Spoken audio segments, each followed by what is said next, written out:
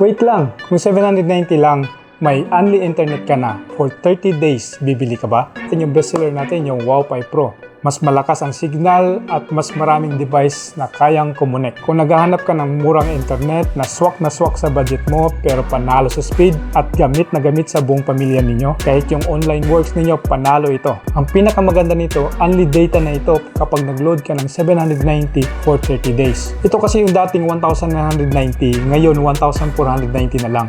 Pag kinuha mo ito, meron ka pang free 15 days unlimited internet. Ang kagandahan nito, dati kasi yung unli nito is yung 5G lang. Ngayon, good news kasi pati 4G areas natin ay unlimited na rin dito sa WowPi Pro natin. So, ang speed naman pag nasa 4G area ka is up to 50 Mbps. Kaya sulit na rin yung speed natin. Meron lang tayong dalawang option ng load nito. Yung 790 unlimited valid for 30 days at yung 490 natin unlimited for 15 days siya. Kagandahan nito, pwede tayong gumamit ng WowPi to power bank connector pag nagkaroon ng brownout para magamit natin ng tuloy-tuloy. Check nyo lang sa link sa baba ng video nito kung saan nyo mabibili online.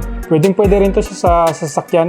So, pwede nyo ipasok sa sasakyan basta may dito signal kahit saan ka nagbiyahe, magkakaroon ka ng internet connection na unlimited. So, ngayon bubuksan natin para mapakita ko sa inyo kung ano yung itsura ng WowPi Pro natin at ano ang laman ng WowPi Pro natin.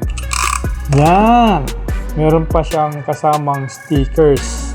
So, matutuwa yung mga anak ninyo. Kahit ako, maganda siya. Ay, may kasama siyang instruction, paano siya i-set up. So, meron na rin guide kung bibilin nyo to, kung paano i-install, paano i-register, nandito na rin lahat. Paano i-update yung profile to receive your latest promo, meron din siya. At saka, ano yung mga indicator na nakalagay dito sa modem natin. So, may kasama siyang quick start guide.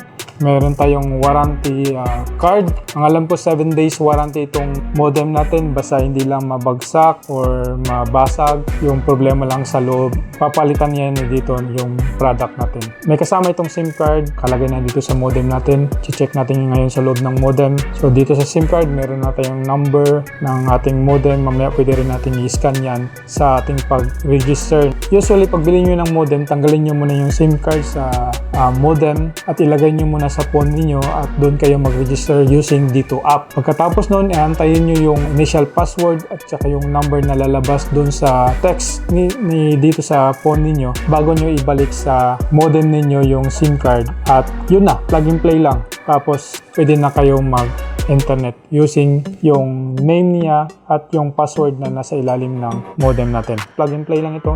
So saksak nyo lang.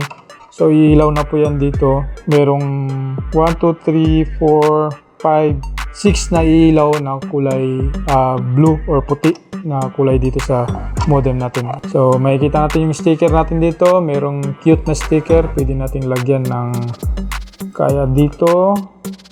Pwede natin idikit yung mga sticker dito. Ayan. Ayan, pwede nyo idikit. Kaya dito, ganyan. Yan, may wow na wow. Ayan, lagay natin dito. Wow. Yan, sulit na sulit. Diba? Number 1 yan talaga. Oh, masaya yung speed ni dito. Pag ginamit niyo, masaya ang speed. Hello sa mga kadito na gustong bumili. Pwede kayong pumasyal dito sa aming office in front of HTU Gate 2. Katabi kami mismo ng Acacia 3. Pwede namin kayo tulungan kung paano mag-register para masigurado yung modem natin working ng maayos. Ayan na po mga kadito. Hello. Pinaglaruan ko na. Dahil natutuwa ako sa sticker niya. Ayan. Dito WowPi lang ang sakalam. Ayan. Di ba? Ayan. Ano na itsura ng modem natin? Ganda na. Yan. Hindi pa ako nakontento. Dagdagan pa natin. So, try natin ilagay dito. Ito siguro. Yan.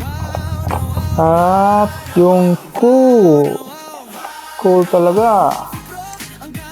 Ayan. Cool na cool. Ayan po yung itsura ng natin. Ng modem natin. So, pwede nyo paglaruan yung sticker. Alam ko mag-enjoy yung mga anak nyo dito sa stickers. Okay, ako nga nag-enjoy nga eh. Diba?